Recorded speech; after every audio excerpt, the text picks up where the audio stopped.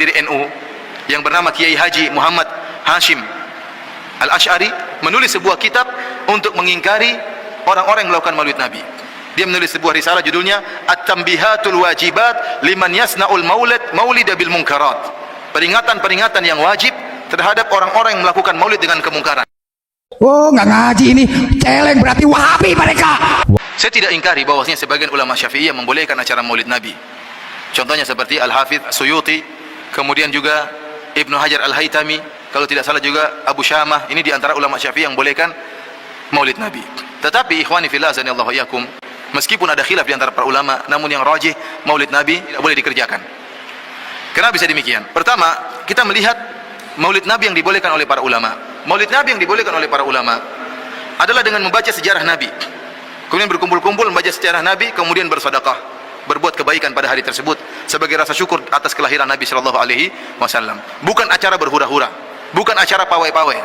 Oleh karenanya pendiri organisasi Nahdlatul Ulama, pendiri NU yang bernama Kiai Haji Muhammad Hashim Al-Ash'ari menulis sebuah kitab untuk mengingkari orang-orang yang melakukan maulid Nabi. Oh, nggak ngaji ini, celeng berarti Wahabi mereka. Dia menulis sebuah risalah judulnya At-Tanbihatul Wajibat Liman Yasna'ul Maulida bil Munkarat. Peringatan-peringatan yang wajib terhadap orang-orang yang melakukan maulid dengan kemungkaran.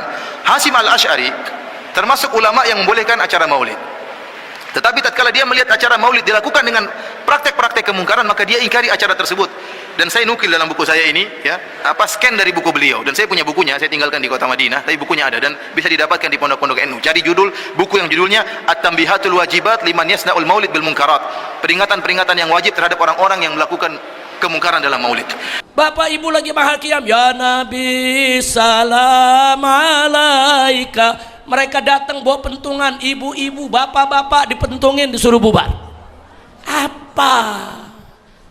Nah, ini saya selama ini cuma dengar, oh begitu, tahu-tahu acara saya mau digituin.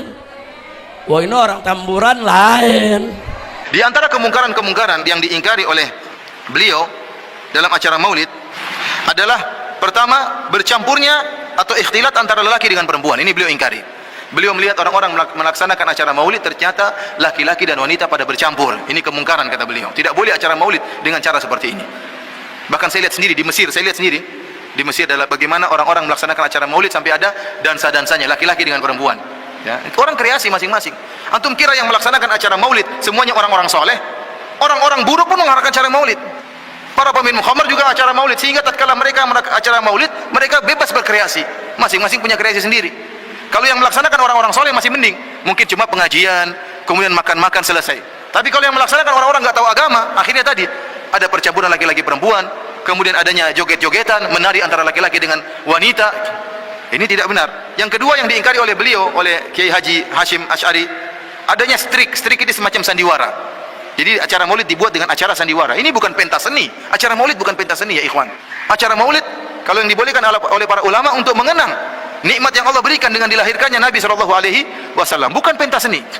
Habib satu orang baik, ngeritik pemerintah juga nggak pernah, ngejelekin kelompok lain nggak pernah, cuman baca sholawatan, betul bu?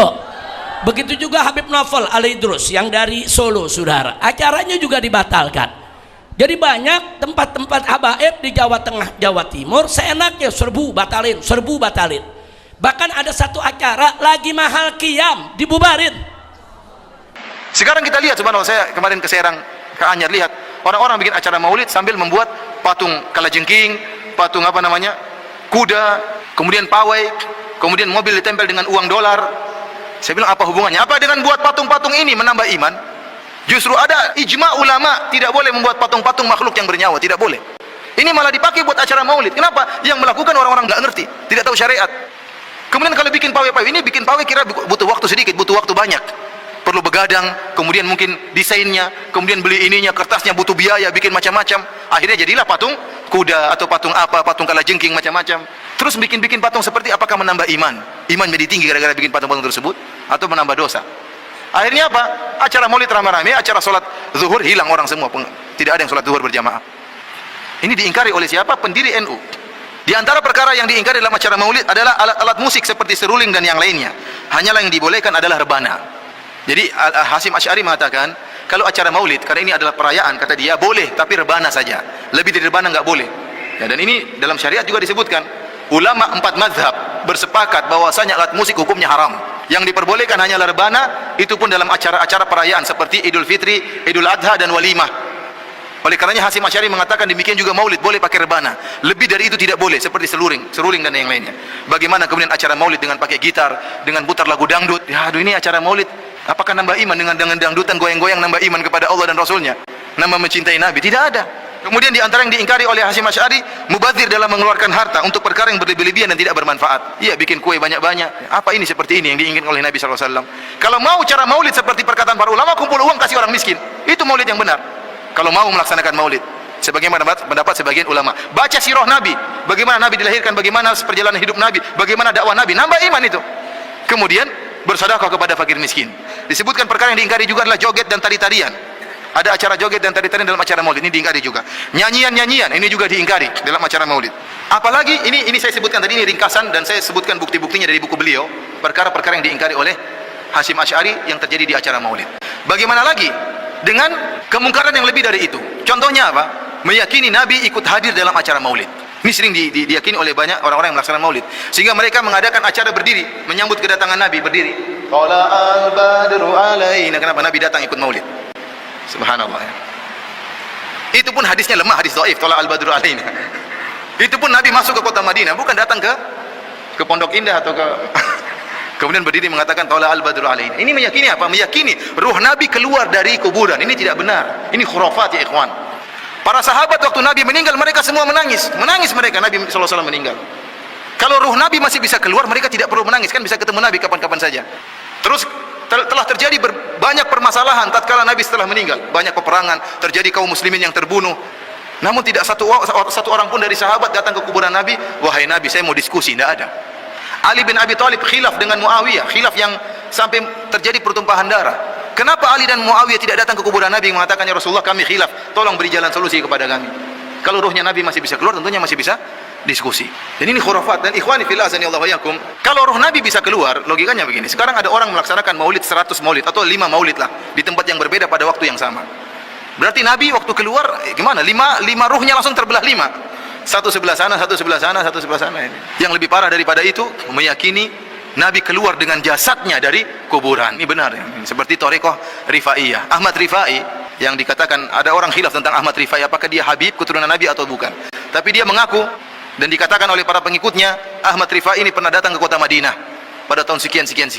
Dan dia menyampaikan senandung syairnya di hadapan kuburan Nabi. Dia mengatakan, cucumu rindu kepada sang kakek, ingin menjabat tanganmu. Maka setelah dia menyampaikan syair tersebut, tiba-tiba kuburan Nabi bergetar, kemudian tangan Nabi keluar. Kemudian Ahmad Rifai pun jabat tangan.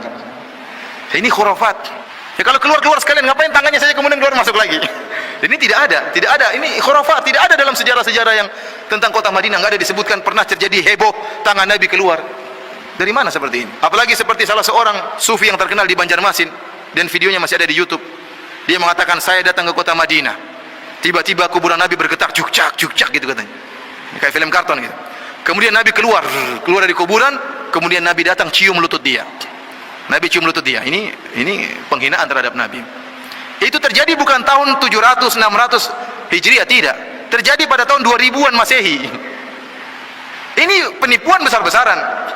Kenapa? Karena kuburan Nabi sekarang itu, silakan antum lihat ke masjid kuburan Nabi, ditutup dengan 3 tembok. Antum tidak bisa ngeker ke kuburan Nabi, nggak bisa, karena ditutup dengan 3 tembok. Tembok terakhir berbentuk segitiga. Sampai sekarang antum bisa lihat. Setelah 3 tembok ditutup dengan tembok besi. Sekarang ini yang warna hijau. Loh, kalau Nabi keluar dari kuburan gimana mau keluar? Tetap aja nggak bisa keluar karena terhalangi dengan 3 tembok. Kok Nabi berarti keluar nembusi 3 tembok, hancur, kemudian tembok besi juga hancur, melewati para satpam, para polisi, kemudian cium lutut dia. Ini apa kejadian tidak heboh ini satu dunia? Namun murid-muridnya, masya Allah. Orang mudah sekali tertipu. Ininya kita kembali, ikhwani fillah azanillahu wa iyyakum, dalam masalah acara maulid. Kita katakan meskipun ada sebagian ulama membolehkan maulid, maka kita katakan kalau seandainya maulid dikerjakan sebagaimana arahan ulama, hanya membaca sirah Nabi kemudian bersedekah, maka saya tidak berani mengingkari. Meskipun saya yakin itu bid'ah, tetapi ada ulama yang membolehkan. Tetapi kalau acara maulid sebagaimana yang dikerjakan sekarang, maka saya akan mengingkari. Karena itu pun diingkari oleh pendiri NU, tidak mengingatkan pelakunya kepada akhirat, malah mengingat pada dunia, pada makanan, pada foya-foya, pada pawai dan macam-macamnya. Dan kita punya acara maulid yang terbaik. Nabi SAW sudah menjelaskan tentang bagaimana pelaksanaan maulid yang benar. Nabi mengadakan acara maulid tiap pekan.